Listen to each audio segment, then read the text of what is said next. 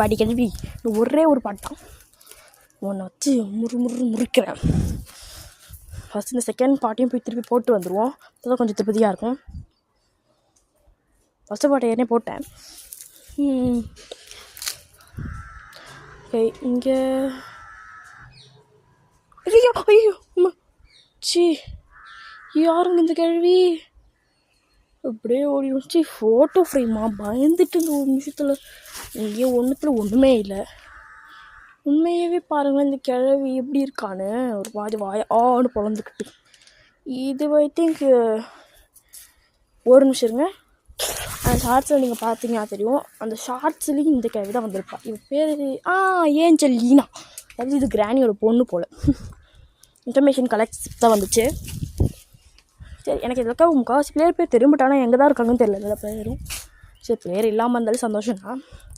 இந்த ஷார்ட்கன் பாட்டை எப்படி நான் போகிறதுன்னு தெரியல.